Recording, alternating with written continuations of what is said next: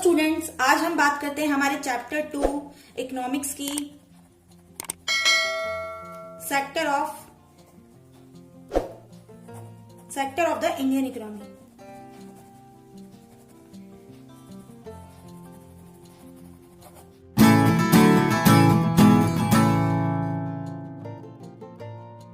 अगर आपने मेरे पहले वीडियोस नहीं देखी है तो पहले उसको देख ले, इसके बाद आप इस वीडियो पर आए।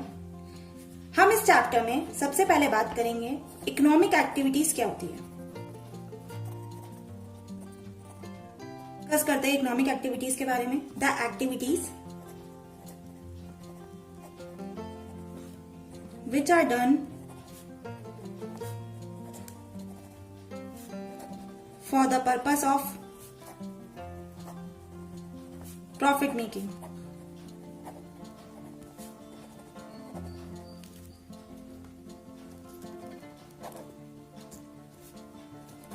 and in which we are getting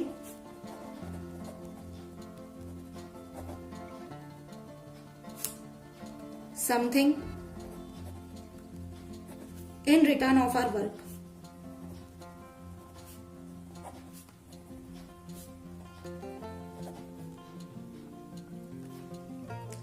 ये एक ऐसी एक्टिविटी होती है जिसमें मेन पर्पस होता है प्रॉफिट मेकिंग करना। मतलब हम जब भी कुछ चीज करते हैं तो उसके बदले में हमें कुछ रिसीव होता है, वो कहलाती है हमारी economic activity. For example teacher, doctor, lawyer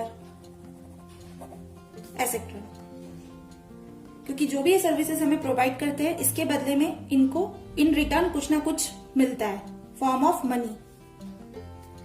इसमें हम नेक्स्ट बात करेंगे हमारे क्लासिफिकेशन ऑफ इकोनॉमिक एक्टिविटीज के बारे में।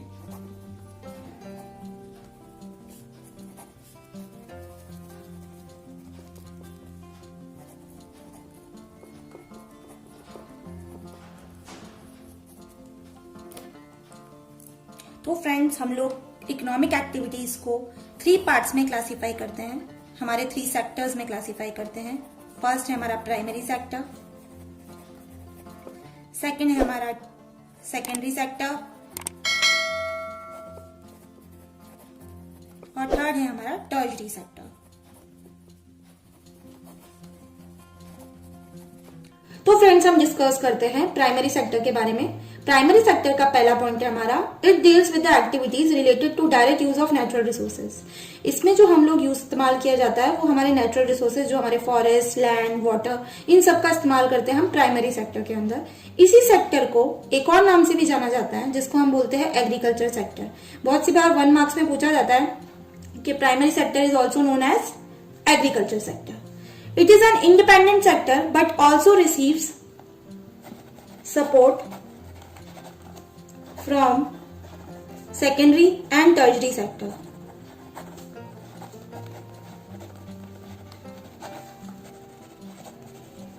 फ्रेंड्स, है तो ये इंडिपेंडेंट सेक्टर बट दोनों का सपोर्ट इसको जरूरी है, सेकेंडरी का भी, टर्शरी सेक्टर का भी। For example food grain, cultivation, farming, mining, fishing, dairy, etc.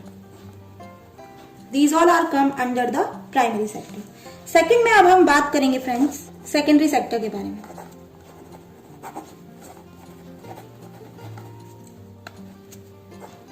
Secondary sector वो सेक्टर होता है, it is about manufacturing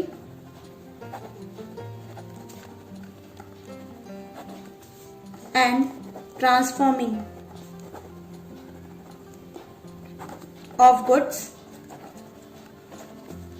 from the raw material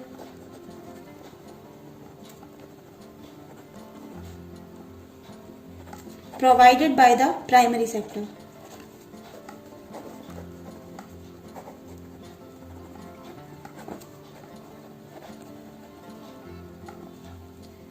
friends, secondary sector वो सेक्टर है जिसको हम हमारा मैन्युफैक्चरिंग, और हम बोल सकते हैं कि जिसके अंदर हम रॉ मटेरियल का इस्तेमाल करके उसको फिनिश गुड्स में कन्वर्ट करते हैं। हम एक एग्जांपल लेते हैं, कॉटन है, कॉटन को मैन्युफैक्चर किया गया और उससे क्लोथ बनाया गया। तो क्लोथ जो बनाया गया वो हमारा कौन सा पार्ट कहलाएगा? हमारा secondary sector.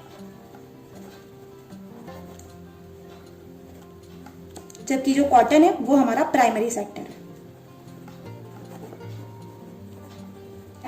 We discuss third sector, that is tertiary sector.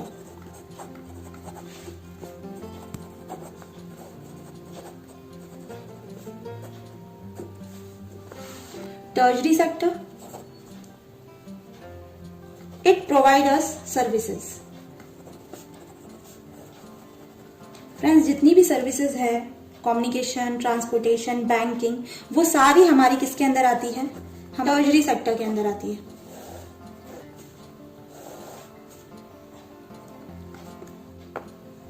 और इस सेक्टर को हम एक और नाम भी कहते हैं हमारा, it is also known as service sector.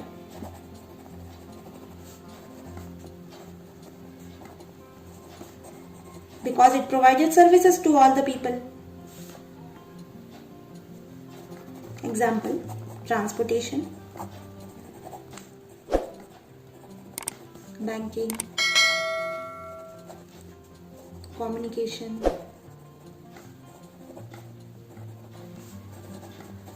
Etcetera. अब इस चैप्टर में हम आगे बात करते हैं। अगर आपने मेरी प्रीवियस वीडियो देखी है तो मैंने डेवलपमेंट चैप्टर के अंदर डिस्कस किए थे कुछ इंपॉर्टेंट टर्म्स के बारे में। उसमें से एक टर्म थी फ्रेंड्स GDP, जिसको बोलते हैं ग्रॉस डोमेस्टिक प्रोडक्ट। GDP क्या होती है friends? The sum of all final goods and services produced within a country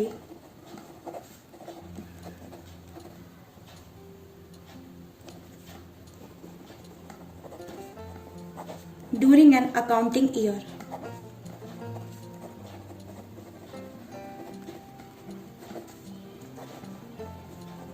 is known as GDP.